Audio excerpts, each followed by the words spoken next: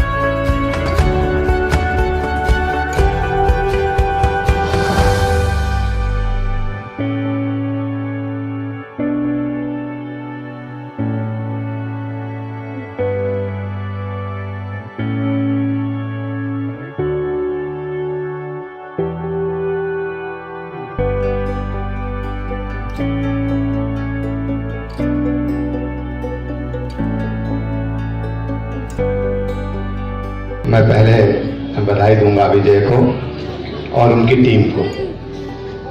बगैर टीम के कुछ भी नहीं हो सकता है। उनकी टीम को कि उन्होंने आज रिस्पना के भविष्य से हमको मिलाया है।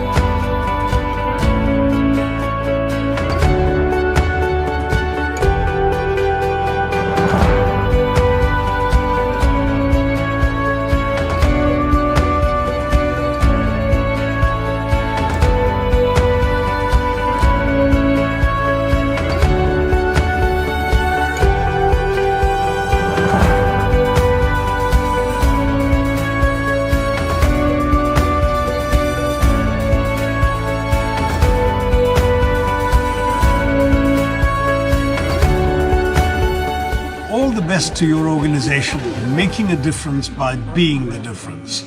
Gandhiji would always say, be the change you wish to see in the world. Make the change too. Take care. Good luck.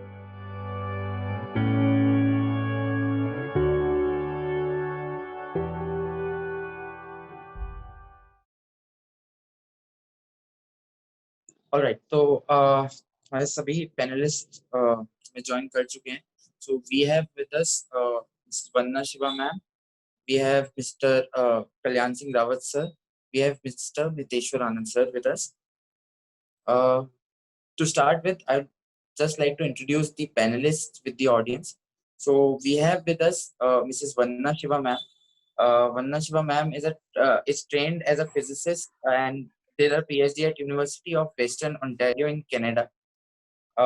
She set up her research foundation for science, technology, and natural resource policy in Dehradun in 1982.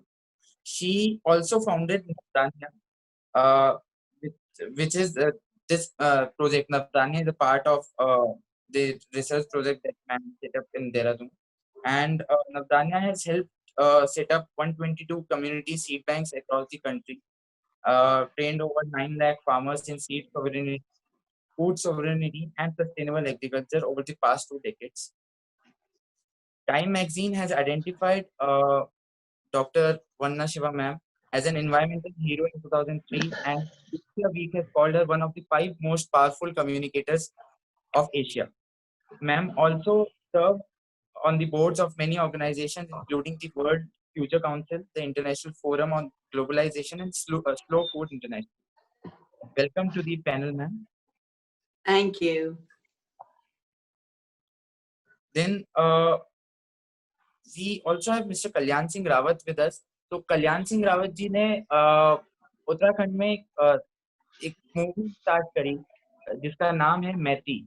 तो ये Maiti movement अपने आप में एक बहुत ही unique movement है जिसमें encourage किया जाता है कि किसी लड़की की शादी होती है तो वो शादी में विदाई से पहले अपने घर में एक पेड़ लगाकर जाती है।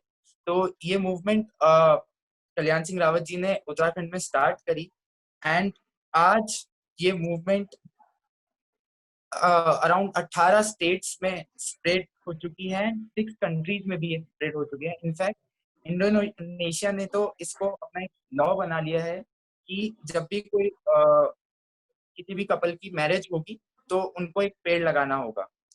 एंड ऐसे ही नेपाल में इस मूवमेंट को मैती नेपाल के नाम से जाना जा रहा है, जिसके तहत शौर्यवन जो कारगिल के शहीदों को समर्पित है, एक शौर्यवन करके पूरा एक जंगल उगाया गया है। एंड एक और वृक्षारोपण करके एक और मूवमेंट वहां पर सेम कॉन्सेप्ट पे चलाई जा रही है। So welcome to the panel sir. Audio में कुछ हो रहा है क्योंकि ऑडियो नहीं कनेक्ट हो रही। Then we also have with us Mr. Miteshwar Anand. So he's a PCS officer in Uttarakhand only. And इन्होंने रामनगर डिस्ट्रिक्ट में रामनगर एरिया में नैनीताल डिस्ट्रिक्ट में एक मूवमेंट एक अपना एक ग्रुप फॉर्म किया कल्पतरु नाम से, जो पेड़ लगाने का काम करता है। इस मॉडल की जो खास बात हमें मतलब मैट टीम हमें लगी हुई है, जितने भी जो भी लोग इस सब में इन्वॉल्व हैं वो सब कहीं ना कहीं वर्किंग प्रोफेशनल्स हैं। कोई भी फुल टाइम इसे नहीं कर रहा है, बट हर कोई अपना थोड़ा थोड़ा टाइम निकाल कर इस जो ये जो गार्डन्स बना रहे हैं, जो एक पूरा फॉरेस्ट एरिया बना रहे हैं, उसमें पेड़ों को देखकर टाइम निकालते हैं।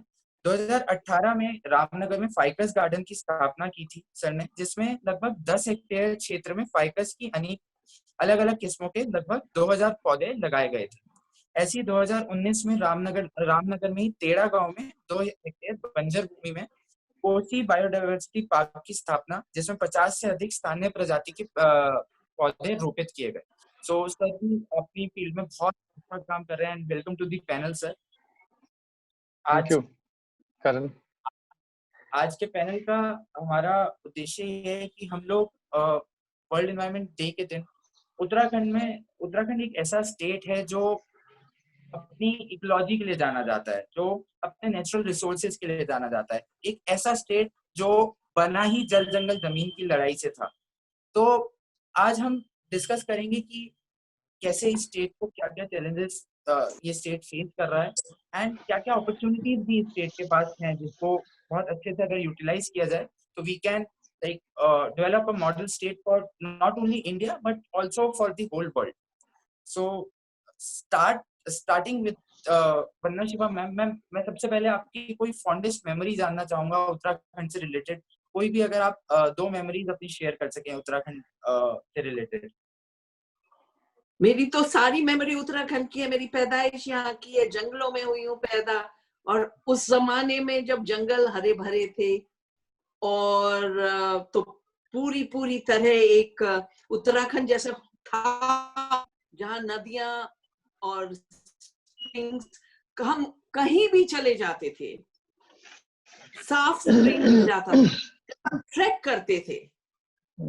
तो 40 मील 50 मील के ट्रैक, खाना ले जाने की जरूरत नहीं होती थी।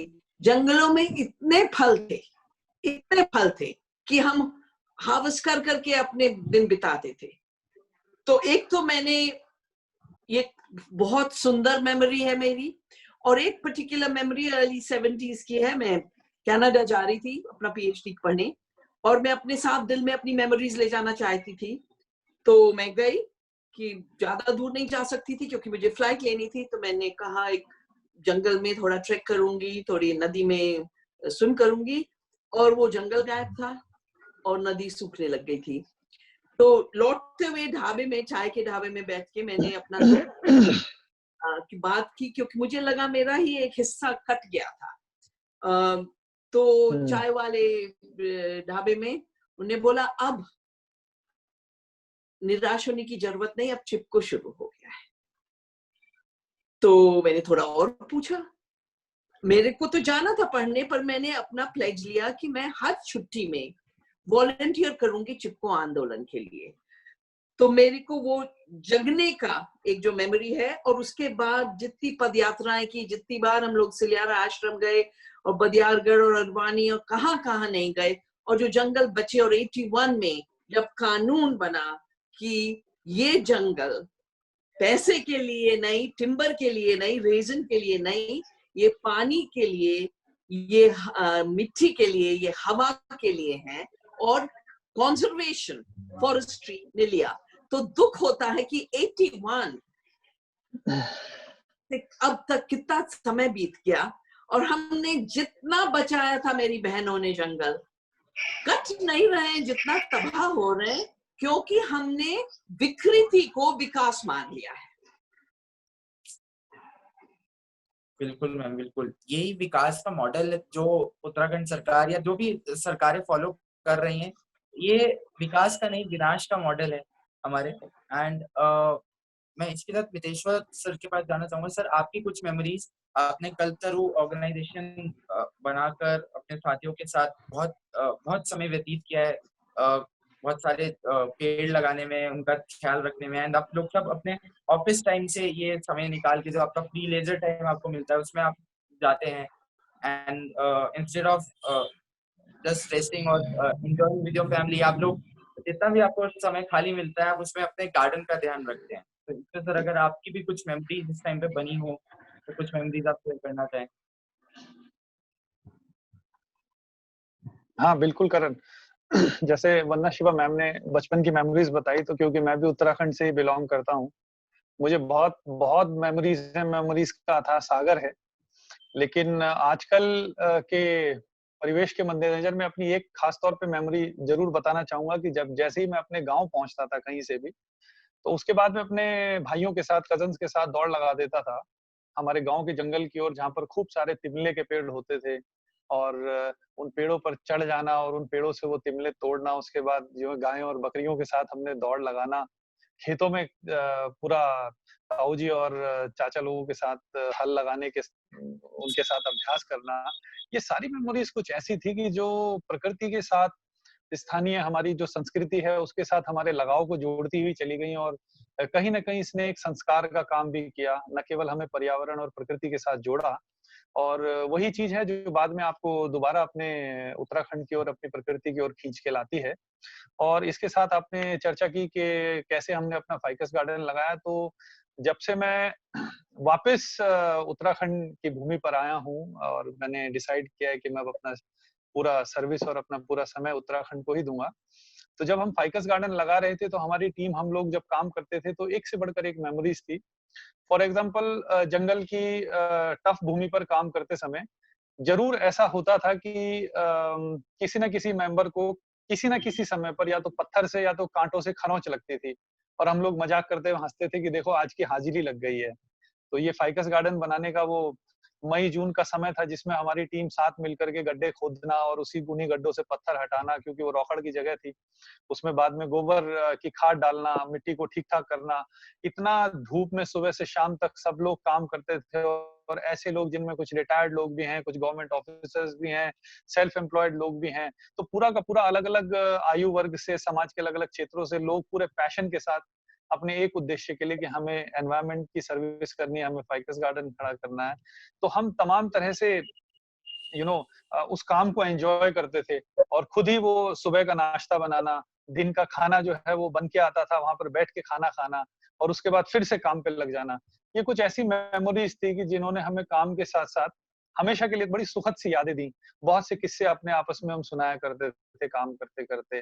टोकरियों में गोबर रख के जब हम उन गड्ढों पे डालते थे तो एक अथाह सुकून मिलता था, कि लगता था कि हाँ, जब इन छोटे छोटे इन गड्ढों में जब हम छोटे छोटे पौधे लगाएंगे और आज से 10 15 20 साल बाद जब ये बड़े बड़े फाइकस के वृक्ष बनेंगे और दूसरी प्रजातियों के वृक्ष बनेंगे, तो कहीं ना कहीं हमें जीवन में एक सार्थकता का अनुभव होगा।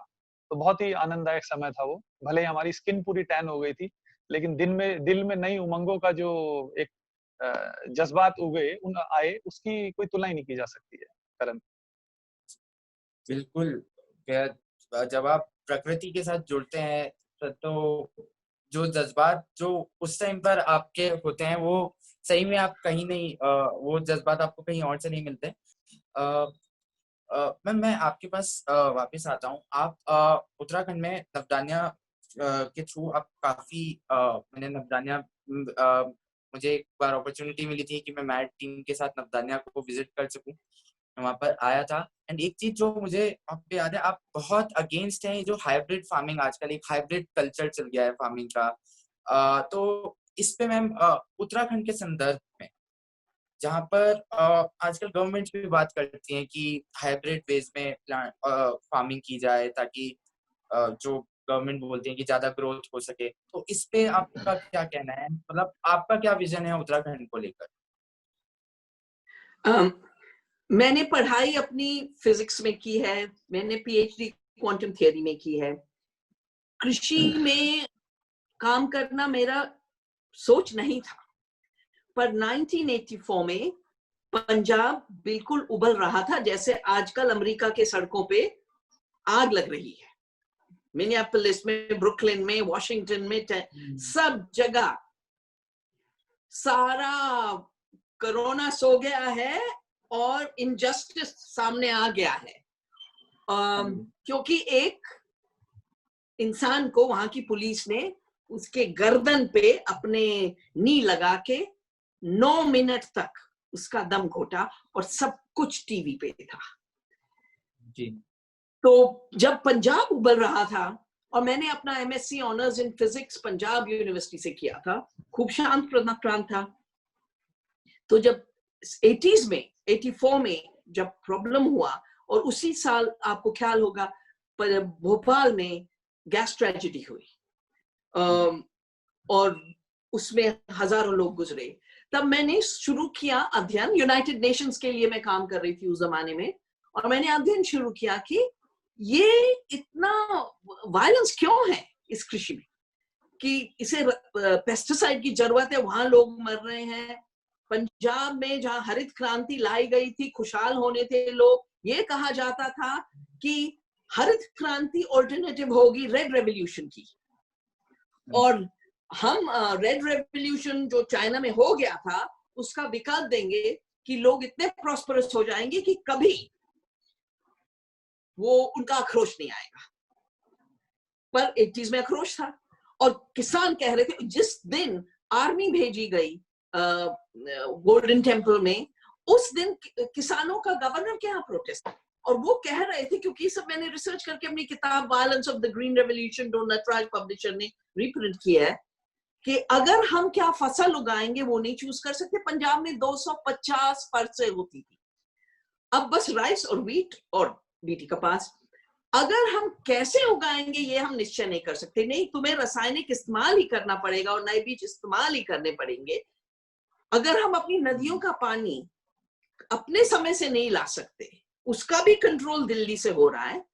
जब हम अपना अनाज बेचें, उसका प्राइस हम नहीं फिक्स कर सकते, तो ये तो गुलामी है। तो जो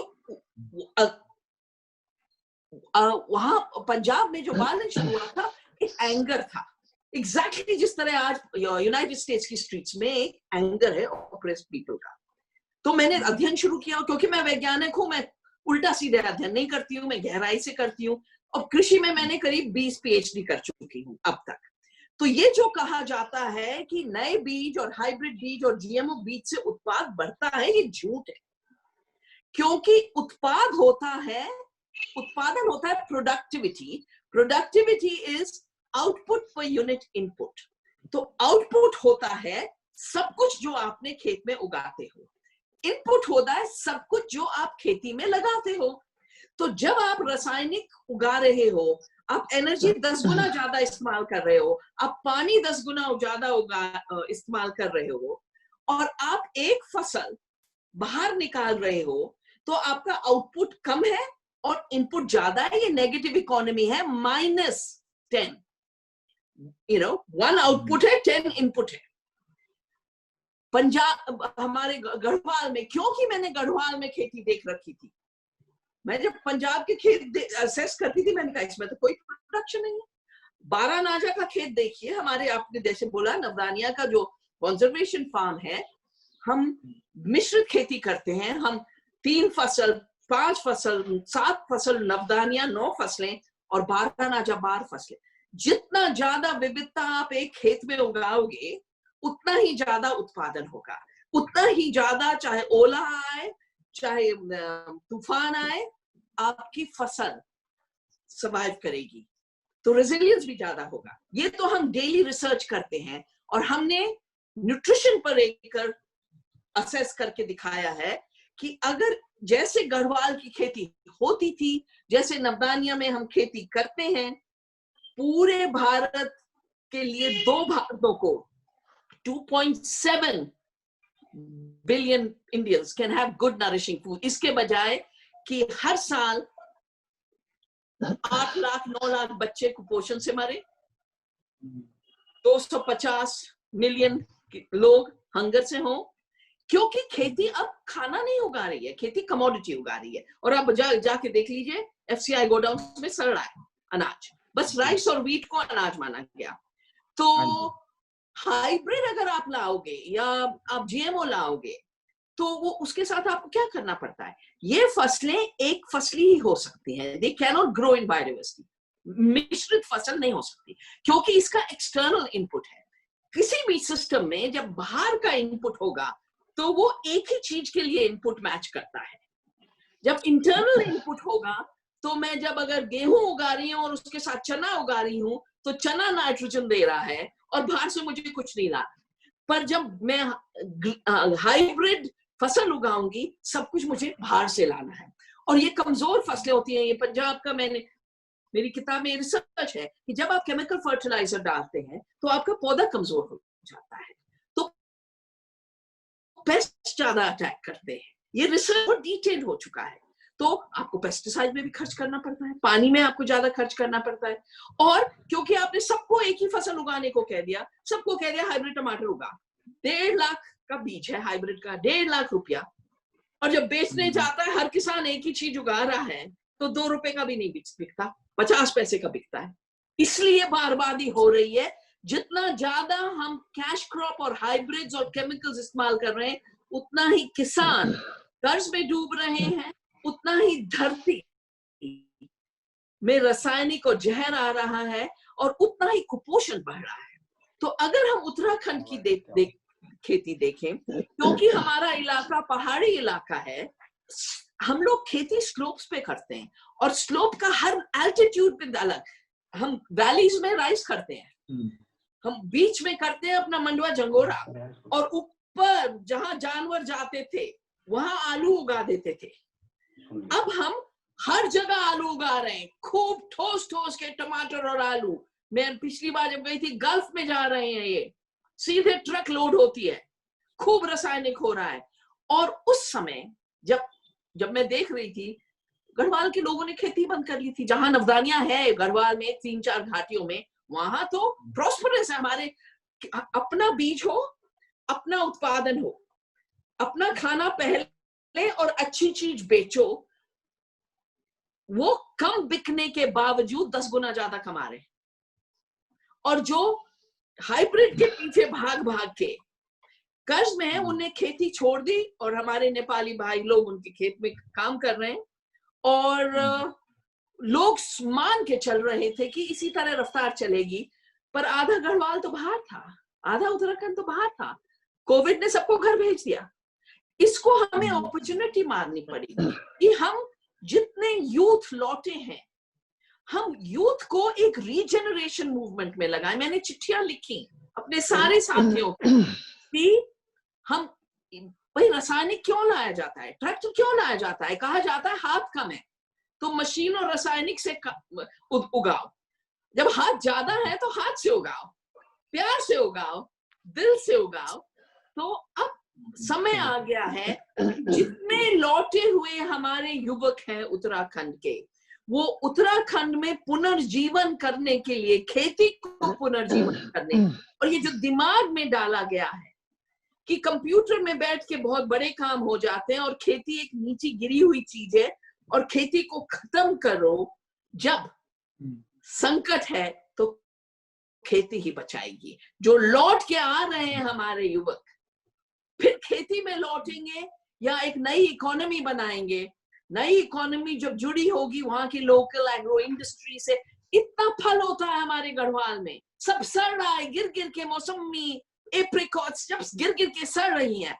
लोकल, जब मैं बच्ची थी हमारा लोकल प्रोसेसिंग यूनिट्स होता था, वो हमको लोकल प्रोसेसिंग सिस्टम्स लाने पड़ेंगे। लोकल हमारे को इकोलॉजिकल इंडस्ट्री लानी पड़ेगी।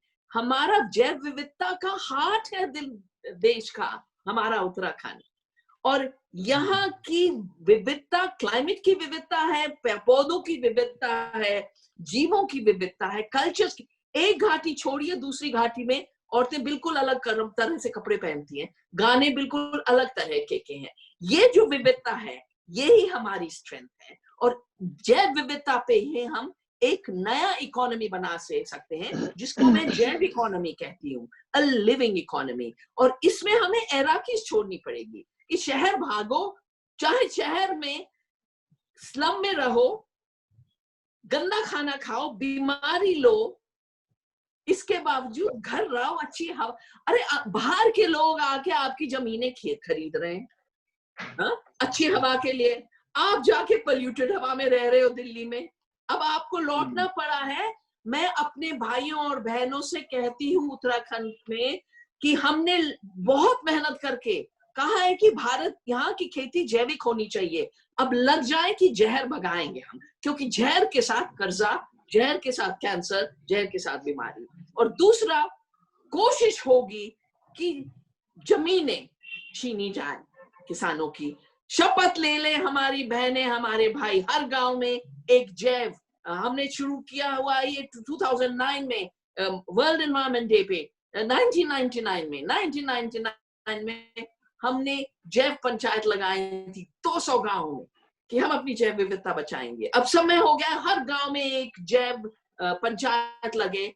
हम अपने पानी को खत्म नहीं होने देंगे, प्रदूषित नहीं होने देंगे, अपने पेड़ों को, जंगलों को खत्म नहीं होने देंगे, हम अपनी खेती को, बीजों को खत्म नहीं होने देंगे, और अपनी धरती माँ को छीनने नहीं देंगे। ये अगर हमने कर लिया उत्तराखंड में, तो उत्तराखंड में संस्कृति भी, प्रकृति भी, दोनों बहुत खुशहाल भविष्य है। बिल्कुल मैम, मैं इसी से इनफैक्ट आगे बढ़ाना चाहूंगा, लेकिन बढ़ाने से पहले I guess Kalyan Singh sir का एक बार अब शायद कनेक्ट हो गया है माइक। सर, आपको मेरी आवाज आ रही है?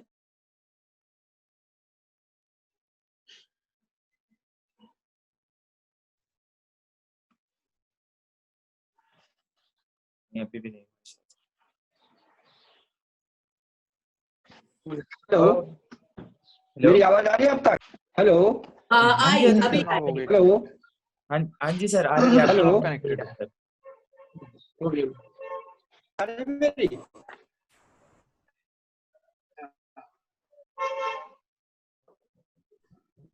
सर, बहुत बहुत स्वागत आपका इस पैनल डिस्कशन में। हम अभी धन्यवाद आप सबका, बहुत बहुत धन्यवाद। सर, हम अभी जस्ट मैंने अभी आपके बारे में भी बताया, एंड हम लोग अभी डिस्कस कर रहे थे कि कैसे उत्तराखंड को लेकर हमारी मेमोरीज क्या है। तो अभी वंदना मैम ने अपनी मेमोरीज बताई कि कैसे उन्होंने उत्तराखंड में अपना पूरा बचपन व्यतीत किया, एंड उसके बाद भी जब वो बाहर भी पढ़ी तब भी वो छुट्टियों में कैसे चिपको मूवमेंट का हिस्सा बनने के लिए अपने राज्य वापस आते रही।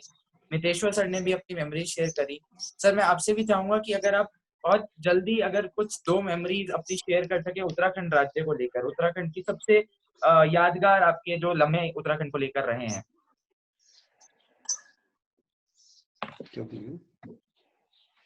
हेलो, हाँ जी सर। हेलो, हाँ, आप सुनाई नहीं दे रहा था ढंग से, आप बोलिए वाले। मेरी आवाज, आपकी आवाज आ नहीं पाए, वाइब्रेट कर रही है। सर, मैं ये बोल रहा हूँ कि अगर आप कुछ अपने जो कुछ यादगार आपके पल उत्तराखंड राज्य को लेकर रहे हो, तो अगर आपको हमसे कुछ शेयर कर सके, 2 पल, 2 यादें अगर आप वो हमसे शेयर कर सके उत्तराखंड राज्य के परिप्रेक्ष्य में। हाँ जी सर, उत्तराखंड राज्य के परिप्रेक्ष्य। हाँ, नमस्कार आप सभी लोगों का, जितने भी हैं। थोड़ा सा माफी चाहूंगा कि ये नेटवर्क न जुड़ने के कारण मैं सम्मिलित नहीं हो पाया, और मैं प्रणाम करता हूँ वंदना जी को, और हमारे मितेश्वर भाई साहब बैठे हैं वहां पर, आप सभी लोगों का, मैट के सभी सदस्यों प्रणाम का। सर। उत्तराखंड राज्य बना था और इसके पीछे एक उद्देश्य था कि हम अपने पांव पे खड़े होंगे, स्वावलंबन बनेंगे, और हमारे जो संसाधन है, प्राकृतिक संसाधन है, इनका हम भली भांति अच्छे ढंग से, वैज्ञानिक ढंग से इनका दोहन करके अपने लिए रोजगार के सृजन करेंगे। लेकिन जैसे जैसे हमारे राज्य बढ़ता गया, आगे बढ़ता गया, लेकिन ये सब चीजें जो है कहीं हाशिए पे चली गई। और आज जिसके लिए हमने राज्य की बात की थी, जहां हम अपने आने वाले बच्चों के लिए हम रोजगार की बात कर रहे हैं, हमारे बच्चे सारे यहाँ से बाहर भाग रहे हैं, हमारे जो प्राकृतिक संसाधन हैं, वो प्राकृतिक संसाधनों का हम समुचित उपयोग नहीं कर पा रहे हैं।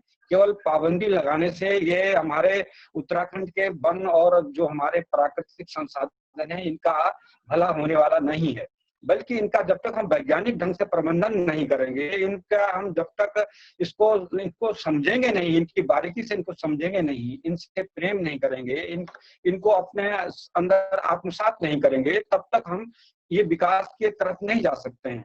केवल सरकार अपनी योजनाएं बनाती है, सरकार अपनी योजनाओं को थोप देती है, लेकिन जहां योजनाओं को बनाने में हमारे लोगों की भागीदारी होनी चाहिए, हमारे एक्सपर्ट हैं, हमारे गांव के जो लोग हैं, उनकी क्या आवश्यकताएं हैं, उनको जब तक हम देखेंगे नहीं, अपनी योजनाओं में नहीं जोड़ेंगे, तब तक वो योजनाएं सफल बहुत ही कम होंगी। तो ये सबसे बड़ी चीज है कि उत्तराखंड राज्य हमने दरअसल ये राज्य की जो बात हुई थी, ये जल, जंगल और जमीन की लड़ाई से शुरू हुई थी। हालांकि एक प्रकार से ये बहुत पहले से एक आंदोलन चल रहा था जो आरक्षण का था, हमारे उत्तराखंड के लोगों को एक वो ओबीसी का जो आरक्षण दिया जाना था वो था, लेकिन बाद में ये आंदोलन परिवर्तित हो गया था और उसके बाद ये जल, जंगल और जमीन की लड़ाई बन गई थी। और उस लड़ाई में हम लोगों ने इतना बड़ा संघर्ष किया था कि लोग अपने घरों को बंद करके सड़कों पर आ गए थे, और हमने ये कहा था कि हमें एक नया राज्य चाहिए, स्वावलंबी राज्य चाहिए, हम इस राज्य के लिए काम करना चाहते हैं, हमारे बच्चों के लिए रोजगार मिले, हमारे वन और हमारे जो प्राकृतिक संसाधन है ये हमारे रोजगार के काम आए, हम इनका वैज्ञानिक ढंग से प्रबंधन कर सकें। लेकिन कहीं दूर तक ये कहीं दिखाई नहीं दिया है। अब आप ही देख लीजिए कि इस समय हमारे वनों की स्थिति क्या है, हम केवल आंकड़े कर रहे हैं, खड़े कर रहे हैं, लेकिन अगर आप वनों के अंदर जाकर के देखें, हमारे जंगलों के अंदर जाकर के देखें, हमारे बुग्यालों में जाकर के देखें, तो वहां आपको बड़ी निराशा होगी। जैव विविधता कहीं दिखाई नहीं दे रही है, हम जिन जंगलों को चाहते हैं वो कहीं दिखाई नहीं दे रहे हैं।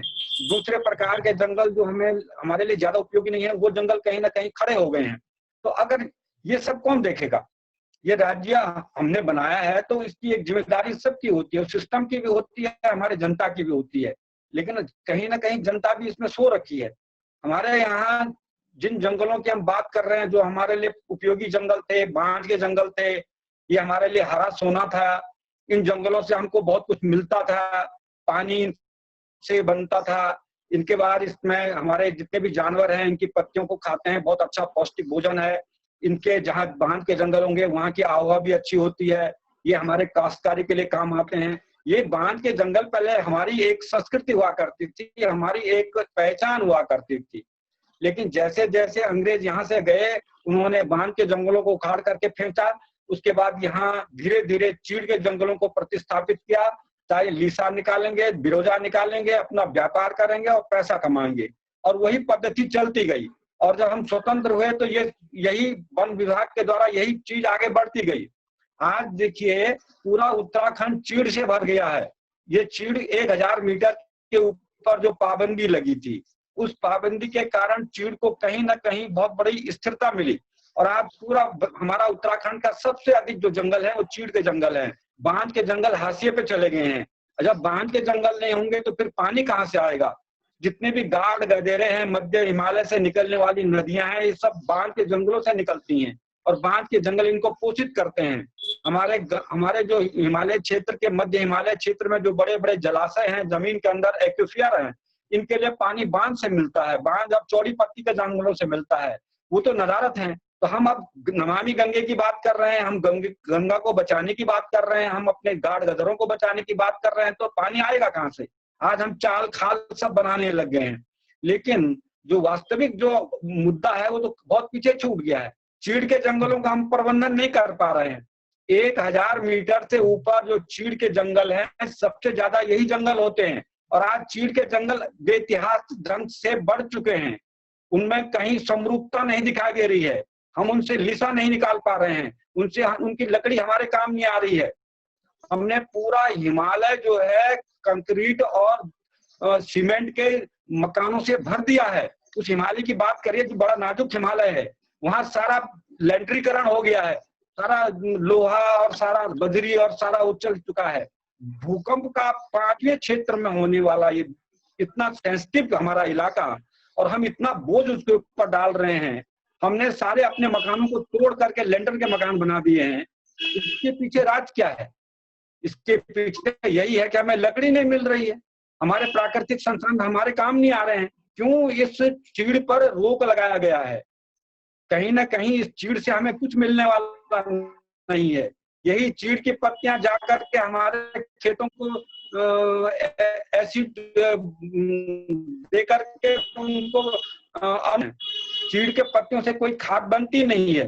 कुछ उपयोगी है जिससे हम उसे उपयोग में ला सकते हैं। तो ये चीड़ के जंगलों को सरकार जो है इसको प्रतिबंध से हटा नहीं रही है। हमारा कहना ये है कि चीड़ से प्रतिबंध हटा दें, चीड़ को देने और चीड़ पर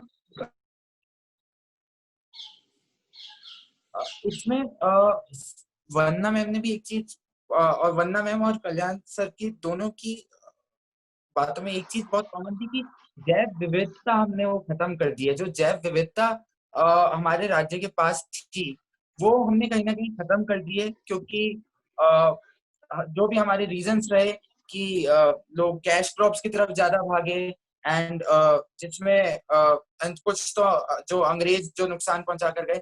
मितेश सर, आप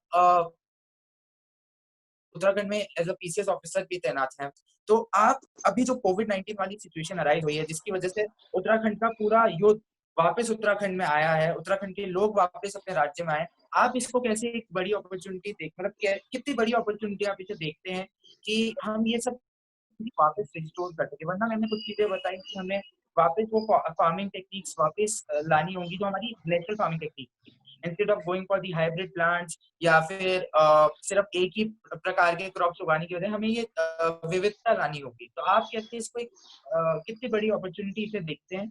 ये जो अभी सिचुएशन हमें जिस सिचुएशन में हम अभी आए हैं, तो ये कितनी हेल्पफुल होगी हमारी?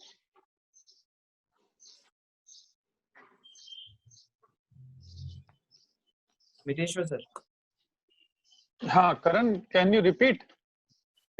सर मैं ये कह रहा था कि कॉल आने की वजह से साउंड डिस्कनेक्ट हो गया था। हाँ जैसे अभी वंदना मैम ने भी बोला एंड कल्याण सर ने भी बोला कि जैव विविधता जो थी उत्तराखंड की वो कहीं ना कहीं खत्म हो गई है। तो कोविड-19 की वजह से जो यूथ अभी वापस आया है एंड इस सिचुएशन का कितनी बड़ी अपॉर्चुनिटी देखते हैं कि जो उत्तराखंड की जो पहचान थी, जो ये विविधता जो पहचान थी हमारी, हम इसको कैसे वापस रिस्टोर कर सकते हैं? हाँ, कोविड-19 ने जहाँ एक और ये सबसे बड़ी महामारी बन के आई है आधुनिक समय में, वहीं उत्तराखंड के परिप्रेक्ष्य में बात की जाए तो ये अपने आप में एक अवसर बनकर भी आई है, क्योंकि बहुत बड़ी संख्या में हमारे प्रवासी भाइयों ने अपने अपने दिल्ली, बंबई जैसी जगहों को छोड़कर वापस अपने प्रदेश में आए हैं। बात की जाए उत्तराखंड में न केवल जैव विविधता की ही समृद्धता है, बल्कि उत्तराखंड की संस्कृति, उत्तराखंड का भूगोल आज उस सभी चीज के लिए बहुत मुफीद हो गया है जिसकी मानवता को कहीं ना कहीं सबसे पहली जरूरत है। अच्छा खाना, अच्छी हवा, अच्छा पानी। और हम पहले से कहते आए हैं कि पहाड़ की यही तीनों चीजें, जो पहाड़ का पानी, पहाड़ की जवानी, ये हमेशा से बाहर जाती रही हैं। और आज देखिए कि आज ऐसी स्थिति आ गई है जिसने दिखा दिया है कि ये जो विकास अभी तक का, जिस विकास के बुलबुले का ढिंढोरा पीटा जाता रहा था, वो दरअसल अंततः एक बुलबुला ही साबित हुआ। और उसने दिखा दिया कि ये जो विलासिता पे उपजी हुई उपभोक्तावाद की संस्कृति थी, वस्तुतः ये एक बुलबुला भर थी। और आज जब वर्तमान ने हमें इस कड़वी सच्चाई से रूबरू कराया है, तो उत्तराखंड की जो संभावनाएं हैं उत्तराखंड में जो जैव विविधता, उत्तराखंड में जो कृषि की संभावनाएं हैं, उत्तराखंड में जो हमारे वानिकी से संबंधित संभावनाएं हैं और तमाम इस तरह की संभावनाएं जो हमारे उत्तराखंड में हैं, उसमें हमारे इन प्रवासी भाइयों को उनके साथ जोड़ करके दोबारा से उस छूटे हुए सपने को दोबारा से नया बनाकर सार्थक किया जा सकता है, जो वंदना शिवाजी की बातों में अभी पीड़ा के साथ-साथ, संवेदना के साथ-साथ एक समाधान के रूप में उद्धृत हुआ। आदरणीय कल्याण सिंह रावत जी, मैती जी ने भी इन्हीं बातों की ओर इशारा किया और हर पढ़ा-लिखा, संजीदा और उत्तराखंड की मिट्टी से जुड़ा हुआ व्यक्ति यही सोचता है और इसी को धरातल पर उतारने की कोशिश करता है। तो मैं निसंदेह कोविड को एक महामारी के साथ-साथ हमारे उत्तराखंड के परिप्रेक्ष्य में एक ऐसी अपॉर्चुनिटी मानता हूँ, जिसमें कि हमारे प्रवासियों को जोड़ करके हम इन सभी समस्याओं के समाधान की तरफ एक बहुत मजबूत कदम बढ़ा सकते हैं। आज रासायनिक कृषि के दुष्परिणामों की बात हमारे सामने है। आज हमारा युवा जब वापस आ चुका है और उसमें बड़ी संख्या ऐसे युवा की है, ऐसे लोगों की है जो वापस नहीं जाने के लिए कृत संकल्प हैं। आज हमारे जो खेत बंजर हो गए हैं, क्या ये वही खेत नहीं है जो आज से 2 या 3 या 4 पीढ़ी पहले इतना अनाज उगाते थे कि वो पूरे गाँव का पेट भरते थे। उसके अलावा तब भी अतिरिक्त अन्न बचता था। तो हमारे पूर्वज मेहनत किया करते थे। हमारे पूर्वज उसी गोबर को खाद के तौर पर प्रयोग करते थे, उसी चौड़ी पत्ती के वनों के पानी का इस्तेमाल करते थे, जिससे वो स्वस्थ रहते थे, जिससे हम अपने पशुधन का प्रयोग करते थे और उसी से हम अपनी खेती को भी चलाते थे। आज हमारे सामने इतनी अच्छी अपॉर्चुनिटी है कि उसी कृषि से हम अपने युवा को जोड़ें, उसी बागवानी से हम अपने युवा को जोड़ें, जो हमारे यहाँ फलों की हमारी कितनी विविध प्रजातियां और कितने प्रकार के फल हमारे यहाँ पाए जा रहे हैं। इसके अलावा तमाम तरह के, आप अगर उसको थोड़ा मॉडर्न लेवल पे भी बात करें, टूरिज्म में हम बहुत अच्छे तरीके से सस्टेनेबल टूरिज्म से हम अपने युवाओं को जोड़ सकते हैं। हम खेती के जो नए आधुनिक तरीके हैं, जिसमें हमारी जैव विविधता, हमारी खेती की जो समृद्धता है, उर्वरता है, जो उसकी नेचुरल जो वो है वो बनी रहती हैं, उनके साथ हमारे युवाओं को जोड़ सकते हैं। तमाम तरह की अपॉर्चुनिटीज हमारे सामने आज अवेलेबल हैं, तो क्यों नहीं हमारी सरकार को, हमारे समाज के सभी प्रबुद्ध लोगों को और हमारे खुद युवाओं को इस चीज को समझते हुए खुद आगे आना चाहिए। सरकार पे हम दबाव बनाएं एकजुट होकर के कि सरकार की नीति में अब विकास उस तरीके से नहीं होना चाहिए जो विकास हम देखते आए हैं, जिस विकास में विनाश के बीज हमेशा से छिपे आए हैं। अब हमारे को विकास की सही परिभाषा करनी होगी और वो परिभाषा कहीं ना कहीं उत्तराखंड के जंगलों से, वो परिभाषा कहीं ना कहीं उत्तराखंड की जमीन से, उत्तराखंड के पानी से होकर के गुजरेगी। और निसंदेह मैं आपकी बात से पूरा सहमत हूं कि इसमें हमारे आज जो प्रवासी भाई हैं, उन्हीं को एक रोल मॉडल बनकर सामने आना होगा और हमें मिल करके अपने उत्तराखंड को वही समृद्ध उत्तराखंड बनाना होगा जिसका सपना हर उत्तराखंड की लड़ाई में शामिल, आंदोलन की में शामिल एक उत्तराखंडी, आम उत्तराखंडी ने देखा था। वही सपना जो वंदना शिवाजी की आंखों में है, जो कल्याण सिंह रावत जी की आंखों में है और तमाम उन उत्तराखंडियों की आंखों में है जो वास्तव में उत्तराखंड को एक हरित प्रदेश के तौर पर देखना चाहते हैं, जैव विविधता से समृद्ध, हरे भरे, आत्मनिर्भर प्रदेश के तौर पर देखना चाहते हैं।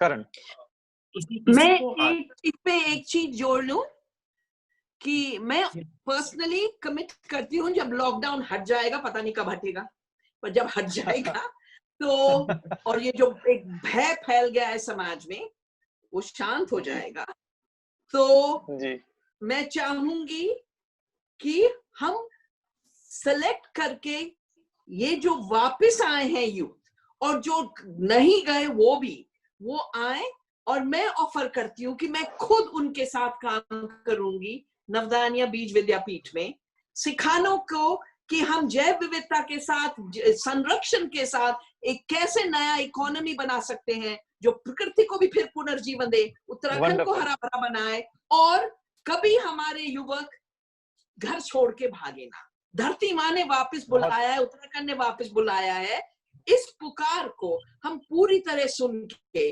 धरती माँ की इकोनॉमी बनाए। बिल्कुल मैम, बिल्कुल। Karan, if you allow me, Yes. may I add one more thing? Yeah, Karan, if you sure. allow, may I add one? Yes, Yeah. sir, yes, sir. हाँ, मैं ये कहने जा रहा हूँ कि मैं बहुत छोटा सा एक उदाहरण दूंगा कि जैसे हमारा फाइकस गार्डन है, 10 हेक्टेयर में ये फैला हुआ है, जंगल की जो बंजर हो गई भूमि थी उस पर है। आप देखिए कि जब इस तरह की और भी कई जगहें हमारे उत्तराखंड में हैं, ये अपने आप में पर्यावरण को रोजगार के साथ बड़े पॉजिटिव तरीके से जोड़ती हैं चीजें। जब हमारे स्थानीय पर्यावरण पर आधारित, स्थानीय संसाधनों पर आधारित स्थानीय युवा को, भले वो प्रवासी हो गया और वापस आ गया हो, कोई रोजगार मिलेगा, तो आप मुझे बताइए कि सबसे बड़ा चैंपियन उस एनवायरनमेंट का कौन होगा? सबसे बड़ा चैंपियन उस जैव विविधता का कौन होगा? वही युवा, वही व्यक्ति जिसका रोजगार सीधे सीधे उससे जुड़ा होगा। अब और कल्पतरु बहुत जल्दी एक नया प्रयोग इसी क्षेत्र में करने जा रहा है, जहां पर हम स्थानीय संसाधनों पर आधारित स्थानीय युवाओं, खास कर पे हमारी ग्रामीण महिला बहनों को बहुत छोटी संख्या में भी जोड़ करके हम कृषि में कुछ नवाचार करके और उस उत्पाद को, जो स्थानीय कृषि, जो स्थानीय क्लाइमेट से उसकी एक ताकत होगी, जो उसको एक ताकत देगा, यूएसपी देगा, उसे हम मार्केट लिंकेज एस्टेब्लिश करके हम कोशिश करने जा रहे हैं अगले 1-1.5 साल में कि हम न केवल उसे एक रोजगार का सोर्स बनाएं, बल्कि वहीं हम अपनी इन महिलाओं को एंटरप्रेन्योरशिप में भी इन अ वे ट्रेन करें। तो बहुत लोग, अभी मैं मैम का इतना उत्साह से भरा ये वक्तव्य सुन के बड़ा खुश हो गया कि जब ऐसे हमारे उत्तराखंड के प्रबुद्ध जन आगे आएंगे तो निश्चित ही है कि बहुत अच्छी नई शुरुआत होने जा रही है। और every adversity has an opportunity in it and hidden opportunity, and I think ये अपॉर्चुनिटी कहीं ना कहीं हमारे उत्तराखंड के लिए एक वरदान बनकर आएगी। और मैं एक और चीज याद दिलाऊं, क्योंकि मेहता जी ने बात की थी उत्तराखंड कैसे बना, मुझे याद है स्लोगन था, मंडवा जंगोरा खाएंगे उत्तराखंड बनाएंगे। मंडवा जंगोरा को इस स्टेट का नेशनल क्रॉप्स बनाना चाहिए, बस बेचने के लिए, खाने के लिए भी, क्योंकि 40 गुना ज्यादा पोषण है। और हम तो स्टडीज करते हैं इस पे, क्लाइमेट रेजिलियंस इतना जबरदस्त है, चाहे सूखा आए चाहे ज्यादा बारिश आए, ये हमारे अपनी फसलें शक्ति भी ज्यादा देती है और खुद भी इनमें सहन शक्ति जबरदस्त। बिल्कुल जी, बिल्कुल बिल्कुल। इनफैक्ट मैं यही चीज पूछना चाहूंगा, हम युवाओं को तो एक बार को प्रेरित कर सकते हैं, बट मेरी मितेश्वर सर से भी आज दिन में बात हो रही थी कि जो हमारी इकोलॉजी है, जो हमारा ये जो जल जंगल जमीन की जिसकी हमने लड़ाई लड़ी थी, जो हमारे नेचुरल रिसोर्सेज हैं, हमारा एनवायरनमेंट है, हम उसको कैसे उसको हम एक मेन स्ट्रीम पॉलिटिक्स में ला सकते हैं। क्योंकि कहीं ना कहीं जब तक, मितेश्वर सर ने भी उस टाइम पे मुझे ये बोला था कि जब तक सरकारें या जब तक कैंडिडेट्स पर्यावरण के मुद्दे पे चुनाव नहीं हारेंगे, तब तक वो पर्यावरण को एक इम्पोर्टेंट टॉपिक नहीं मानेंगे। इनफैक्ट मैट संस्था ने 2017 का जब लेजिस्लेटिव असेंबली चुनाव यहाँ पर हुए थे, हमने एक देहरादून में ग्रीन वोट बैंक करके मुहिम स्टार्ट करी थी, जिसमें हमने लोगों को बोला था कि इस बार आप सबके एजेंडास पढ़िए, एंड जो एनवायरनमेंट के प्रति अपने एजेंडा में मेंशन कर रहा है कि वो एनवायरनमेंट का ध्यान देगा, आप उनको वोट दीजिए। एंड सैडली हमें कोई एक पार्टी भी ऐसी नहीं मिली जिसने एनवायरनमेंट को अपना प्रमुख एजेंडा बनाया हो, चाहे वो उत्तराखंड क्रांति दल ही क्यों ना हो, जो जिसने ये पूरी लड़ाई लड़ी थी उत्तराखंड के लिए। तो कैसे हम लोग मिलकर, उत्तराखंड का युवा जो आज कोविड-19 की वजह से वापस उत्तर प्रदेश में आया है, उत्तराखंड के सामाजिक संगठन जो अपना जी जान लगा रहे हैं उत्तराखंड को रिवाइव करने के लिए, कैसे हम लोग सब मिलकर इकोलॉजी को मेन स्ट्रीम में ला सकते हैं, कैसे हम लोग उसको मेन स्ट्रीम पॉलिटिक्स का पार्ट बना सकते हैं।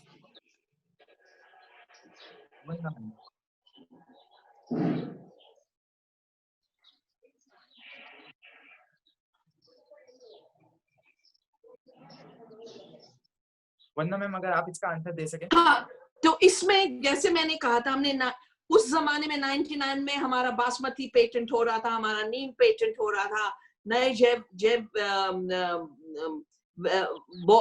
बौद्धिक संपदा कानून आ रहे थे, और WTO से आ रहे थे कि सारी संपत्ति हमारी इन 5 कंपनियों की।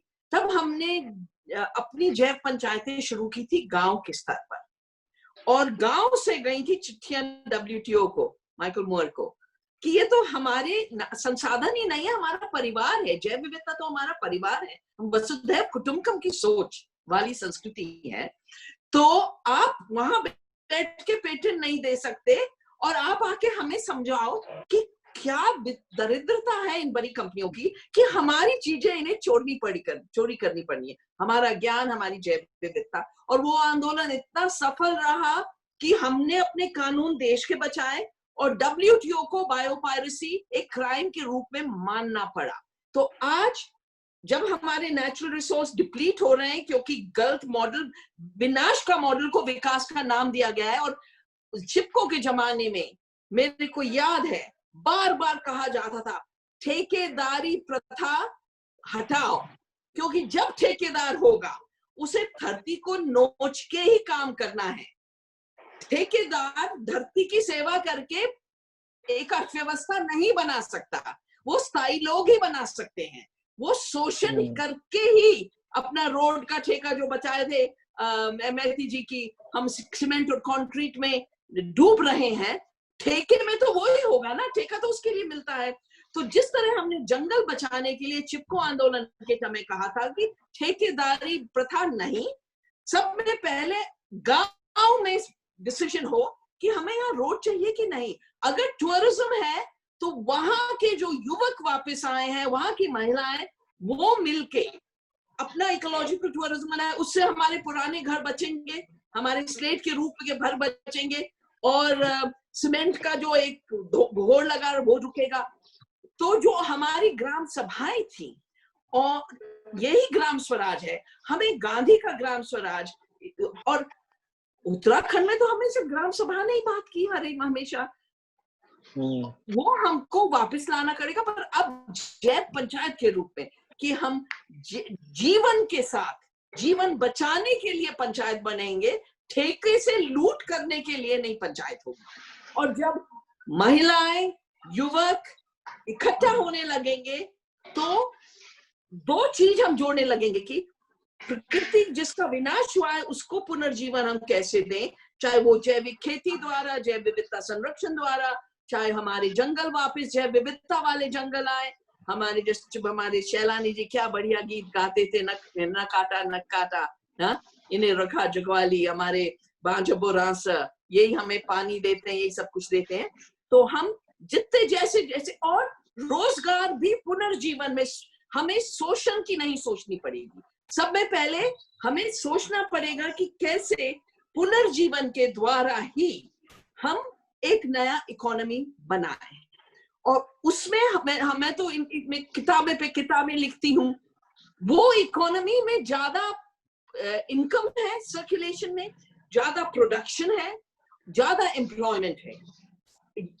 जो शोषण वाली इकोनॉमी है वो एम्प्लॉयमेंट तो जनरेट नहीं करती।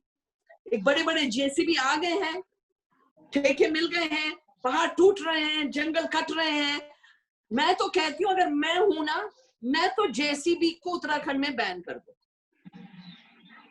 और कहूं कि लोगों के रोजगार द्वारा जो सड़क बन सकती है बनने दो, जो वाटर कंजर्वेशन सिस्टम, हमारे डैम, बड़े डैमों की जगह हमारे वाटर हार्वेस्टिंग और वाटर कंजर्वेशन सिस्टम और माइक्रो हाइडल्स, क्या बढ़िया मॉडल है डिसेंट्रलाइज एनर्जी का, डिसेंट्रलाइज इरिगेशन का। इस सब का सोच भी होनी पड़ेगी, ज्ञान भी होना पड़ेगा, याद भी होना पड़ेगा। पर जब तक हम लोकल डिसीजन मेकिंग के थ्रू, और मैं सुझाव देती हूँ, आपने रेडीमेड मैनिफेस्टोस को असेस किया, भाई जो ठेकेदारी के थ्रू असेंबली में पहुंचे हैं वो तो अगला शोषण का अपॉर्चुनिटी सोचेंगे। इसलिए मैं इनवाइट करती हूँ कि युवक जो वापस आए हैं, जो यहाँ पे हैं, ग्रास रूट्स अब एक प्रोसेस शुरू करें, अब से शुरू करें, और अब से तैयारी करें कि अगर ग्राम से उठा हुआ लोगों के रोजगार और धरती का पुनर्जीवन और नेचुरल रिसोर्स कंजर्वेशन, इसके लिए प्लान क्या हो, ये मैनिफेस्टो क्या हो, वो डिजिटल हो, और हम एक पूरा जैविक क्षेत्र के रूप में वो मैनिफेस्टो बनाएं और वो टेस्ट करें कि अगर आप इसके साथ हो तो आप उत्तराखंड में इलेक्शन लड़ो, नहीं तो हमारे पास वोट के लिए आओ नहीं। Create, this is how the green party grow in Europe. 20 साल पहले जो ग्रीन पार्टी बनी थी, उनने अपना पॉजिटिव मैनिफेस्टो बनाया, उनने डिबेट शिफ्ट किया। We will have to create a manifesto जो लोगों के रोजगार और प्राकृतिक संसाधनों का संरक्षण को जोड़ेगा, और ये जुड़ सकता है क्योंकि यही काम मैंने 50 साल किया है। तो इसमें हम अभी से, और ये जमीन से आएगा, हवा से नहीं। हवा से आएगा तो इसमें कुछ गड़बड़ हो जाएगा, जमीन से आएगा तो उसमें प्रोटेक्शन होगा कि गलत काम नहीं होंगे। और इसको हम एक प्रोसेस बना ले, हम सब मिले, हम जो 4 हैं इधर, हम ही एक साथ इस प्रोसेस में मिल ले, तो 1 साल के अंदर क्या सुंदर हम जैविक क्षेत्र का मैनिफेस्टो बना सकते हैं उत्तराखंड के लिए, और पॉलिटिशियंस को उससे फिर इंस्ट्रक्शन दें। बिल्कुल मैम, बिल्कुल। आई गेस सभी इसमें एग्री करेंगे। मैं कल्याण जी आपके पास आना चाहूंगा। आपने मैती संस्था के थ्रू ये एक पूरी मूवमेंट चलाई जो आज कहीं ना कहीं जैसे इंडोनेशिया की सरकार ने तो इसको पूरा अपना एक एक्ट ही बना दिया, एंड आपकी मूवमेंट 18 स्टेट्स में फैल गई। आज सब लोग इस मूवमेंट के बारे में जानते हैं। इनफैक्ट प्रधानमंत्री जी ने खुद इस मूवमेंट की सराहना की, एंड इसी मूवमेंट के लिए आपको इसी साल आपको पद्मश्री से भी नवाजा गया। सो आपको क्या लगता है कि जैसे जब उत्तराखंड मूवमेंट की लड़ाई हुई थी तो सबसे बड़ा रोल जो उसमें था वो था पहाड़ की महिलाओं का। तो क्या इस बार आपको लगता है अब ये जो नई मूवमेंट अब जो स्टार्ट होगी, क्या इसमें यूथ का रोल इम्पोर्टेंट होगा या कोई और फैक्टर है जो इसमें इम्पोर्टेंट होगा? इसमें कौन सा रोल सबसे महत्वपूर्ण होगा इसमें? ठीक है। आपने अभी मितेश्वर भाई भी बोल रहे थे और वंदना जी ने भी एक बहुत अच्छा स्टेटमेंट दिया, जैविकता की ओर हम जाएं। अभी देखिए कि हमारे उत्तराखंड में जो जैव विविधता है, इतनी बढ़िया जैव विविधता हमारे पास है कि इतनी अन्यत्र कहीं नहीं दिखाई देती है। हिमालय से लेकर मध्य हिमालय, ऊपर हमारे बुग्याल हैं, उसके नीचे फिर आएंगे बड़े बड़े घने जंगल हैं, और फिर तराई और भाबर तक हमारा एक बहुत बड़ी अच्छी जैव विविधता हमको दिखाई देती है। अभी हमारे एक बहुत बड़ी समस्या जो आई है कि हमारे जो लोग यहाँ से पलायन करके चले गए थे, वो सारे लोग फिर लौट करके आए हैं और बड़ी मुसीबतों को झेल करके वो अपने गांव की ओर लौटे हैं, अपने मकान खोल दिए हैं, अपने एक संकल्प ले करके वो इस समय खड़े हैं कि हम कुछ करना चाहते हैं और हम अब फिर नौकर नहीं, हम मालिक बनना चाहते हैं। तो मेरे ख्याल से अगर उनके अंदर इसमें एक इस प्रकार की भावना उनके अंदर है, तो इसमें हम लोगों को उनको उनके साथ खड़ा होना चाहिए और उनको सही दिशा देनी चाहिए। सरकार केवल लोन और पैसा दे करके हम उनको स्वावलंबी बना नहीं सकते हैं, बल्कि उनके लिए एक बहुत बड़े जज्बे की जरूरत है और एक बहुत बड़े विचारवान लोगों का साथ चाहिए, ताकि वे उनको सपोर्ट कर सकें, उनके मनोविज्ञान को देख करके उनको वो कर सकें कि तुम्हें आगे रहना है। आप देखिए कि हमारे उत्तराखंड में अभी तक जो हमारे पहाड़ी जो सीढ़ीनुमा खेत हैं, उनमें अभी तक कहीं भी बहुत कम मात्रा में खादें गई हैं, रासायनिक खादें गई हैं, कीटनाशक दवाइयां नहीं गई हैं, इस प्रकार की कोई दवाइयां नहीं हैं। शुद्ध जैविक हमारे अभी खेत हैं। केवल नीचे तराई वाले क्षेत्रों में जरूर थोड़ा बहुत ज्यादा थोड़ा इनका केमिकल्स का प्रयोग हुआ है, दवाइयों का प्रयोग हुआ है, लेकिन पहाड़ की खेती अभी हमारी पूरी जैविक है। और वही जैविक खेती आजकल खाली पड़ी है, बंजर पड़ी है, करने वाला कोई नहीं है। हम लोगों ने अपने जानवरों को खोल करके फेंक दिया है, तो वो कहीं जंगली जानवरों के शिकार बन रहे हैं, कहीं वो सड़कों पे आम घूम रहे हैं। हमारे पास जानवर नहीं है तो हम खाद कहाँ से लाएंगे? तो जानवर पालना बहुत जरूरी है। उसके बाद हमें जंगल चाहिए, क्योंकि हमारी कृषि बिना जंगल के भी नहीं हो पाएगी। तो उन जंगलों को फिर हमसे बचाना होगा। जो हमारे वन पंचायत हैं, उनको सशक्त बनाना होगा, उनको अधिकार देने होंगे, ताकि लोग अपने वन पंचायतों को समझ सकें, अपने लिए जंगलों की व्यवस्था कर सकें और उन जंगलों पर अपना विश्वास बना सकें। दूसरी बात, अगर आप देखेंगे कि ऊपर हिमालयी क्षेत्र में अगर हम देखते हैं, आप चाहे ऊपर के जो बुग्याल है, मेरे बड़े बड़े बुग्याल है हमारे, चाहे राजा बुग्याल है, नवाली बुग्याल है, आली बुग्याल है, बैदनी बुग्याल है, इधर से आपके हरकीकुंड तक हमारे पास 200 बुग्याल है। इन बुग्यालों में जो जड़ी बूटियां हैं, इन जड़ी बूटियों का एक अपना ही संसार है। ये जड़ी बूटियों को हम इनको संरक्षण दे करके अपने ऊपर वाले जो क्षेत्र हैं, हमारे ऊपर वाले जो गांव हैं, उनको हम प्रेरित कर सकते हैं कि वे अपने क्षेत्र में इन जड़ी बूटियों को उगाएं। और वहां के जो नवयुवक घरों में आए हैं इस समय, उनको हम एक तकनीकी सहायता दें, उनको हम प्रशिक्षण दें और उस प्रशिक्षण के माध्यम से उनको उस खेती पर हम लगाएं कि इन पर तुम्हारा जो तुम उत्पादन करोगे, इसकी गारंटी हम देते हैं और आप इसको उगाइए और इस पे मेहनत कीजिए, इसमें बहुत पैसा है। उन लोगों को हम उस तरफ लगा सकते हैं। इससे हमारा क्या होगा कि एक हिमालयी क्षेत्र भी संरक्षित रहेगा और ये जड़ी बूटियों का खेती होने से ये भी हमारे लिए संरक्षित रहेंगे। अगर नीचे की तरफ आते हैं तो हम बागवानी की तरफ जा सकते हैं। हम केवल कुछ लोगों का मॉडल देखने पर हम लगे हैं कि और उनको हम वाह वाह कर रहे हैं। लेकिन हमको तो सारे लोगों को अपना मॉडल खड़ा करना, तब जाकर के हम उत्तराखंड की एक बात कर सकते हैं।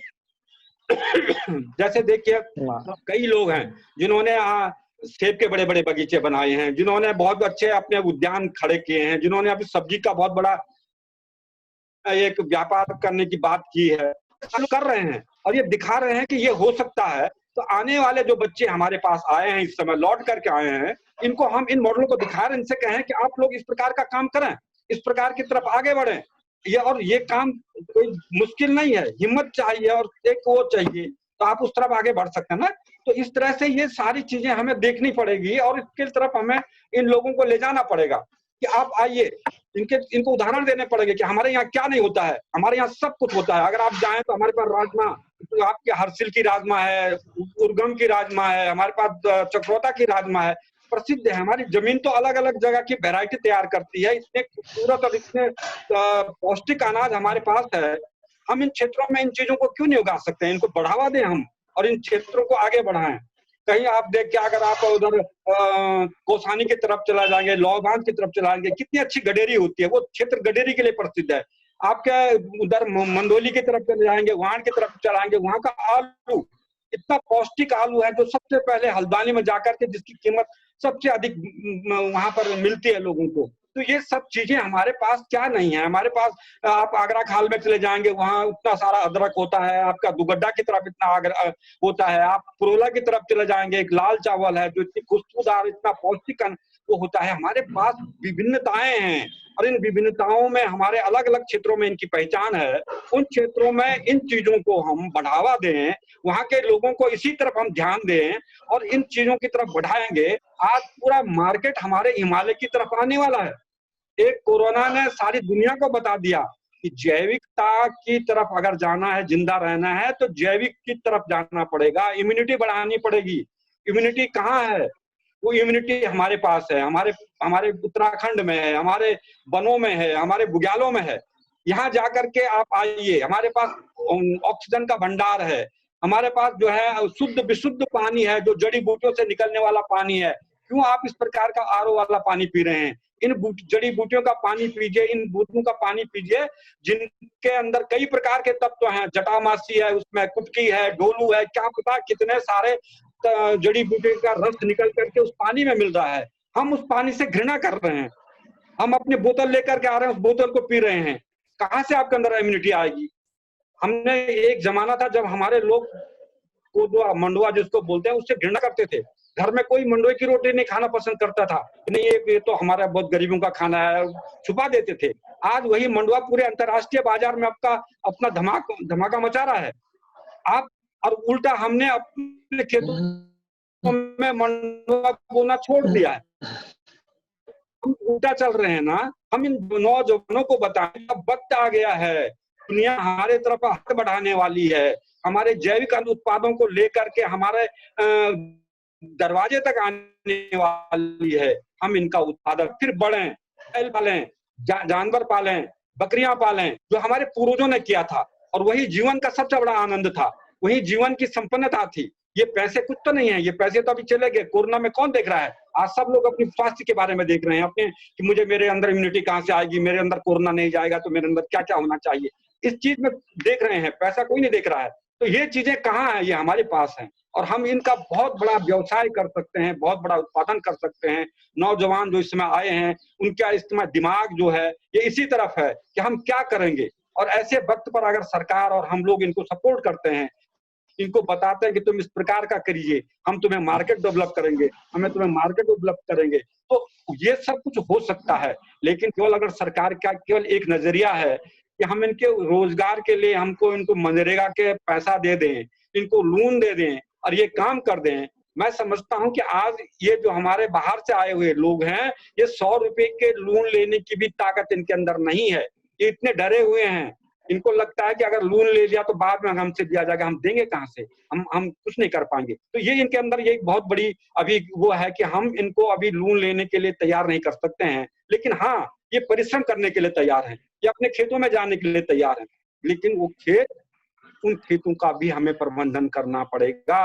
यानी वो खेत जो हमारे छितरी हुई जोते हैं, अब उनको जैसे अब सरकार ने कहा कि हम चकबंदी की तरफ जाते हैं, हम चकबंदी करें और उसके लिए पहल करें, लोगों के खेत एक जगह पर दें। जब एक जगह पर खेत आएगा तो हम पानी की व्यवस्था भी कर सकते हैं और सिंचाई की व्यवस्था भी कर सकते हैं, वहां जंगली जानवरों से उनकी प्रोटेक्शन भी कर सकते हैं। तो इस तरह से जब खेत हमारे एक साथ सामने आएंगे तो बंदरों की समस्या भी सॉल्व हो जाएगी, जंगली जानवर जो सुअर है उनकी भी समस्या सॉल्व हो जाएगी और अपने लिए पानी की व्यवस्था हम अपने जो रेन वाटर हार्वेस्टिंग है उसके द्वारा हम अपने थोड़ा बहुत पानी वहां पर इकट्ठा कर लेंगे, तो अपना एक प्रबंधन एक जगह पर हम कर सकते हैं।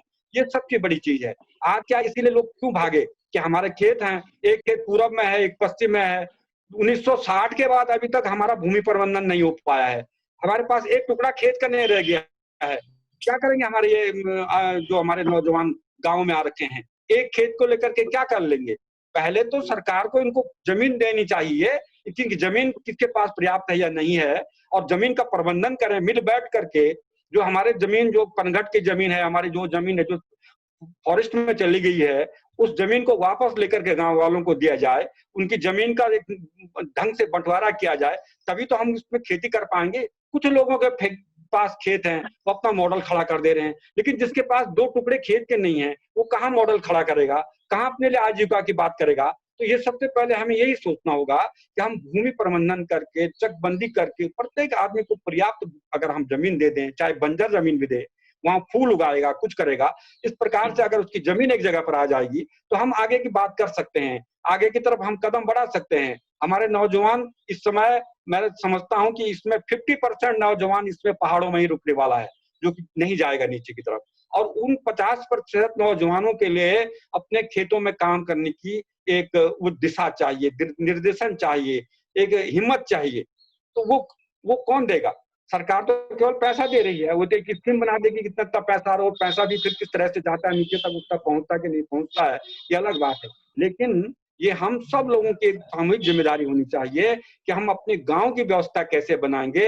हमें गांव वालों को एकजुट होकर के अपने गांव की व्यवस्था के लिए काम करना होगा, और इसमें हम जब सब एक साथ खड़े होंगे तो वही जो हमारे पूर्वजों ने किया था कि इतने सुंदर गांव बसाए थे, इतने अच्छे जंगल बनाए थे, पानी की व्यवस्था की थी, और वो तब खुशहाली के कगार पे थे।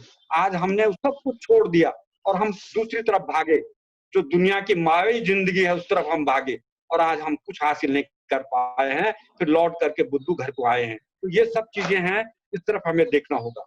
तो ये मैं तो यही सुझाव दूंगा कि इस समय वक्त है, इन लोगों की मानसिक भी इस समय पहाड़ों में रुकने की है, कुछ करने की है। हम इनको छोटे छोटे उद्योग दें।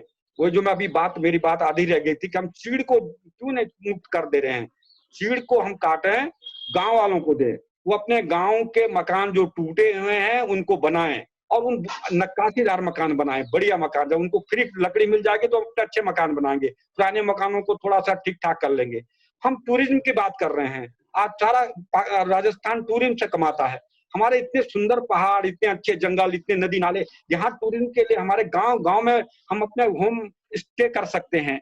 लोग हमारे गांव में आएंगे, हमारे साथ रहेंगे, हमारा खाना खाएंगे, जैविक खाना खाएंगे, उनको पता है कि यहाँ के भोजन में कितनी ताकत है। तो एक टूरिज्म भी हमारे गांव की ओर, विलेज टूरिज्म हमारे यहाँ डेवलप होगा। लेकिन उसके लिए एक पहला काम तो करना पड़ेगा कि हमें अपने मकानों को बनाना पड़ेगा, रहने लायक बनाना पड़ेगा। सुंदर नक्काशी जब होगी तो हमारे जो कलाकार हैं वो भी, उनको रोजगार मिलेगा।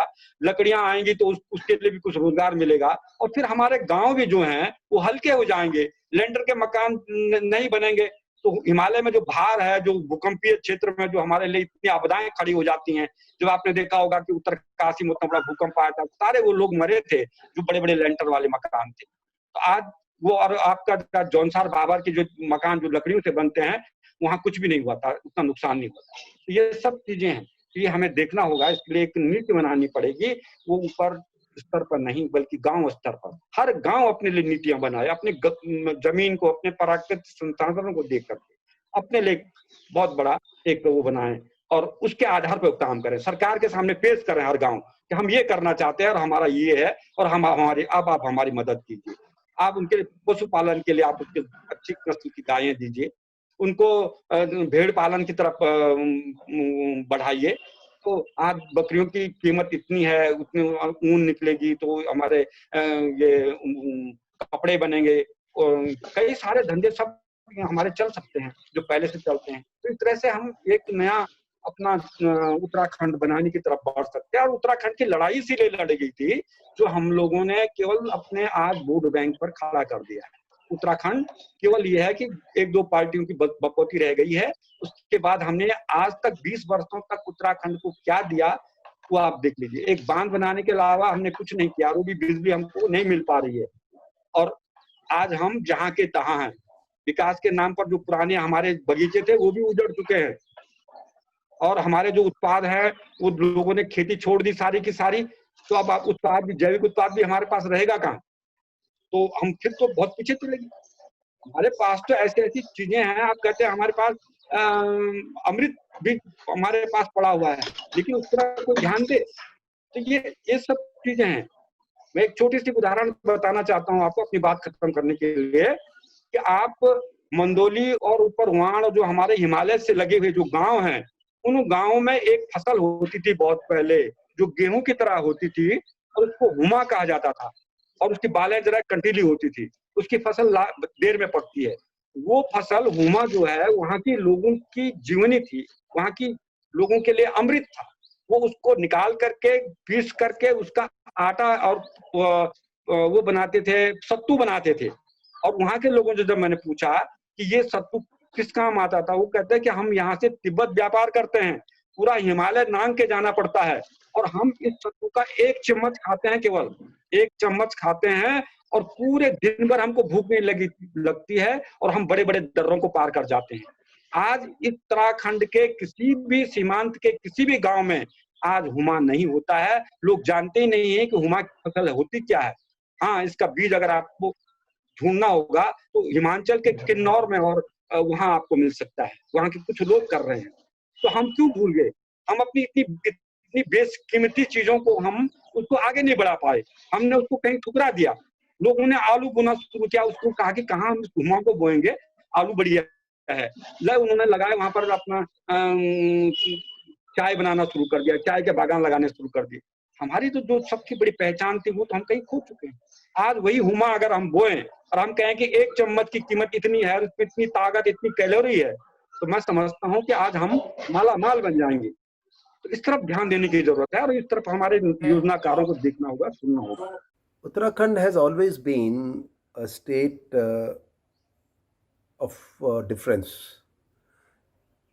It is because of the four important religious places, Badrinath, Kedarnath, Gangotri, Yamunotri, which has already blessed the people of the country, and everybody used to come and have been coming to pay offering to these important places. Beside, most important in my mind has always been that the scenic, ecological and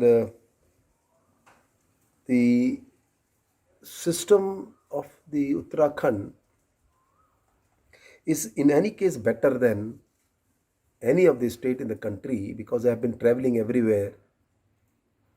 I find it that, and I have been quoting also, if the financial capital of the country is Mumbai and Delhi is a political, Uttarakhand and Himalayas at large is a ecological capital, because we are the one who have been serving soil, water, air, the forest richness to the country.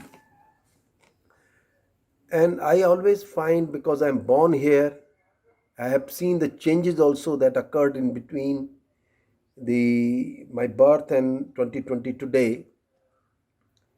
But by and large, even if we say we are not very disappointed, except the fact that we have not well understood the Uttarakhand, its ecosystem, its economy, and we tried to followed what even after the statehood we granted, what the other counterparts, either the states or the flatlands, have been doing. What in my opinion was most important is to know the state in a better way scientifically, uh, so that we can plan accordingly the future of this beautiful state of the country. If I look at the what is the possible vision that we should follow here in the state, is that I always believe that the country should not be measured through its urban structure or the rate of urbanization that we have, because from 1990 to 2020 we have doubled the urban areas in the country, and ultimately urban areas are bigger consumer for everything, especially the natural resources indirectly. But a state like Uttarakhand should seriously think that there has to be a resource mapping. We should know our strength, and our strength lies on many things. And well, it has been discussed in the discussion that the tourism or every kind of tourism can be the one, and also the strength of this state also is the water that we have. We are also called water bank. But it's an irony that every year in the summer and round the year, of course, millions of rupees of water we buy from the places where there is no water. It's an irony again, I say, those who are living in the mountain, having Ganga, Yamuna, many big rivers, where water is scarce. Not even irrigation, but even the potable water, the drinking water. Most of the springs are at verge of drying. So to me is that if economy is to be defined in this place, must be around its natural resources and support of the natural resources for farming, many other activities. We can simultaneously think of. And a state like Uttarakhand, and also across the country and globally too, because of COVID-19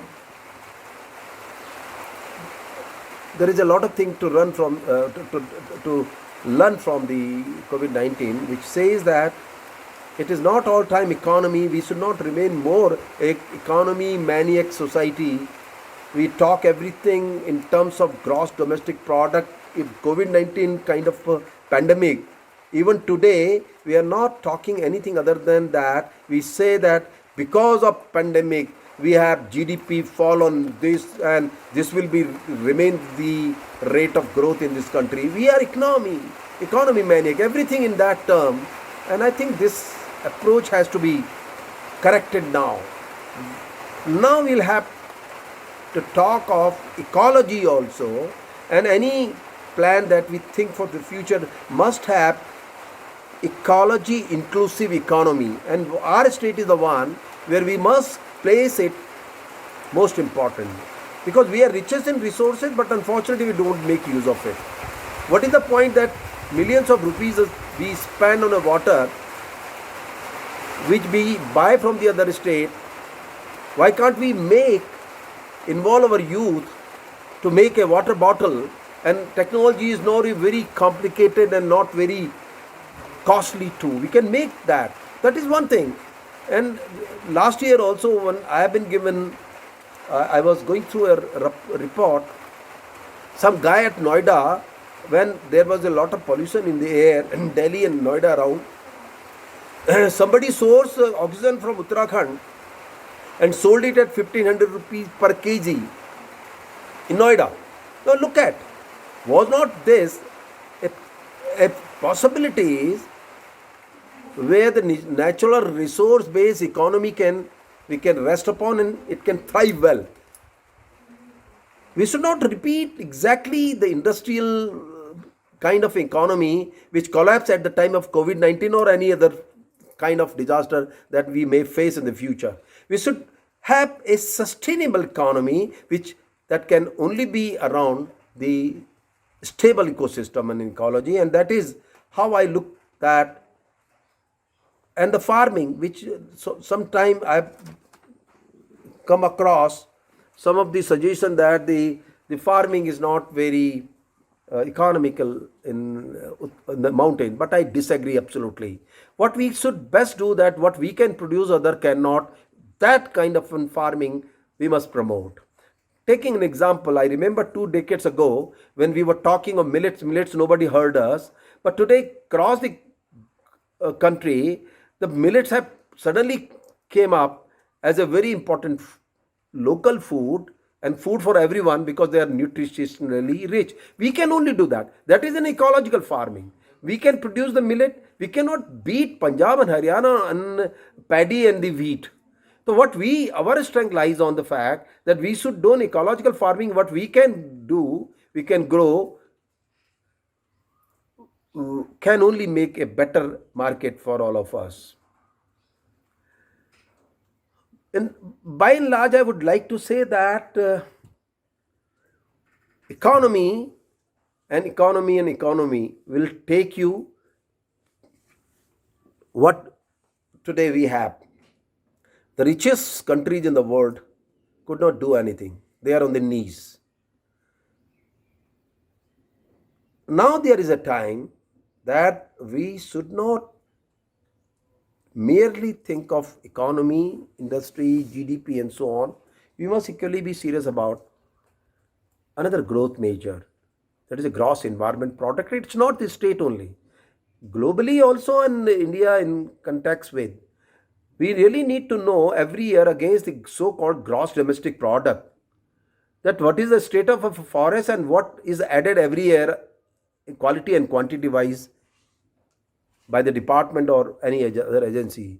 So what is the quality of air we were able to improve, and the soil that we enriched, not through the chemical fertilizer but by the organic way and techniques. And so is quality of air we were able to improve. Collectively they can be placed as a gross environment product.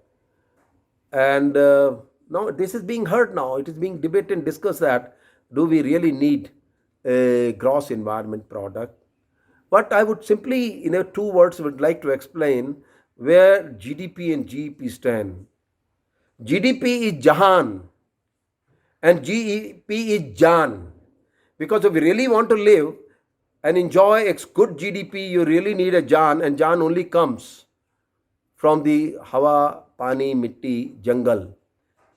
And once you have a good Jaan, you can enjoy the Jahan. So GDP and GP is the issue which we should really think of. You are young people, young generation. I just wanted all time that you should join this discussion in future also, so that we can collectively work together and make a vision for everyone in the future too. So मुझे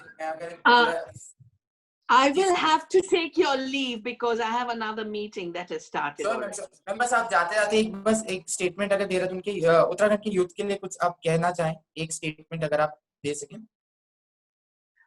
मैं बस ये कहूंगी कि हमें मौका मिला है कि इस सुंदर धरती को फिर से पुनर्जीवन देना है, यहाँ की जैव विविधता के संरक्षण के द्वारा एक नया इकोनॉमी बनाना, और उस नए इकोनॉमी एक dignified, independent, proud livelihoods rather than भिखमंगे के लाइवलीहुड्स, और उसमें हम आपके साथ हैं क्योंकि ये प्यारा उत्तराखंड हमको बुला रहा है. धन्यवाद. Thank you ma'am. Thank you. जो मैं इस डिस्कशन से निष्कर्ष निकाल पाया यही है कि उत्तराखंड बनाया था उत्तराखंड के लोगों ने. उत्तराखंड का अगर अब रिवाइवल करना है, उत्तराखंड को दोबारा सेल्फ सस्टेनेबल बनाना है, तो वो कोई सरकार आकर नहीं करेगी, वो कोई मीडिया आकर नहीं करेगा. वो करेंगे तो उत्तराखंड के लोग ही, उत्तराखंड का वो युवा जो मेहनत करने को तैयार है. जैसा मैम सर ने भी बोला, कल्याण सिंह रावत सर ने बोला कि उत्तराखंड का युवा चाहे उसके पास ट्रेनिंग नहीं है प्रॉपर, बट वो मेहनत करने को तैयार है. एंड हमें किसी सरकार की तरफ नहीं देखना है. जितने भी सामाजिक संगठन हैं, जितने भी जो एजुकेटेड लोग हैं जो इस फील्ड में काम कर रहे हैं, उन लोगों को एक साथ आने की जरूरत है एंड उत्तराखंड को हमें सेल्फ सस्टेनेबल बनाने की जरूरत है। हम लोग सब मिलकर इसे बना सकते हैं। नितेश्वर सर, मैं आपसे एक लास्ट क्लोजिंग स्टेटमेंट लेना चाहूंगा क्योंकि हमने आपका भी बहुत समय ले लिया है, तो एक लास्ट क्लोजिंग स्टेटमेंट सर आपकी तरफ से। मैं यही कहना चाहूंगा कि उत्तराखंड के उस सपने को पूरा करने के लिए बुद्धिजीवी जो यहाँ की जमीन से जुड़े हुए लोग हैं वो हमेशा से चिंतित रहे हैं, चिंतनशील रहे हैं, मुखर भी रहे हैं। 20 साल की राज्य निर्माण के इस अवधि ने वो बताया है कि जिन चिंताओं को जिन आशंकाओं को बार बार व्यक्त किया जाता रहा है वो सत्य ही साबित हुई हैं और विकास के जिस राह पर उत्तराखंड को ले जाया गया है वो वह विकास हमने कभी नहीं चाहा था। और अब दुनिया में जो इतनी बड़ी एक महामारी आई है, इस महामारी ने एक नए ऑर्डर को जन्म दिया है क्योंकि अब बहुत सी पुरानी चीजें परमानेंट रूप से बदल जाएंगी।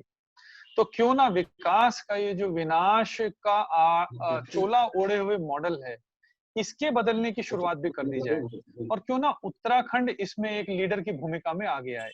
हिमालयी राज्य उत्तराखंड के पास वो सब कुछ है जो कोरोना के बाद की दुनिया में इंसान को अच्छा जीवन जीने के लिए, अच्छे तरीके से अपने संसाधनों का प्रबंधन करने के लिए जरूरी होगा, वो सब हमारे पास है। तो हमारे युवाओं को, हमारे बड़ों को, हमारी सरकार को, हमारे समाज को मिलकर आगे आना चाहिए और हमें वास्तव में उसी उत्तराखंड के निर्माण के लिए अब पूरी तरह से जुट जाना चाहिए जिसका सपना उत्तराखंड राज्य निर्माण के रूप में देखा गया था, यानी कि एक हरे भरे उत्तराखंड का, जैव विविधता से परिपूर्ण उत्तराखंड का, एक स्वस्थ उत्तराखंड का, एक सांस्कृतिक सामाजिक रूप से श्रेष्ठ उत्तराखंड का, जो भारत में भी एक सुख समृद्धि के साथ साथ शुद्धता की बयार लेकर आए।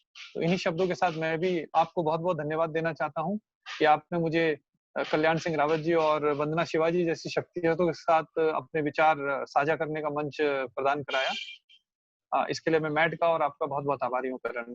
Thank you very much. Thank you sir, आपने टाइम निकाला कि आप आए इस सेशन में। मैं बस इस सेशन को इसी चीज के साथ एंड करना चाहूंगा कि जितने भी उत्तराखंड के युवा इस एपिसोड को देख रहे हैं वो ये जान लें कि आपके अंदर ही ये चेंज लाने की शक्ति है, कोई और ये चेंज नहीं लाने वाला है।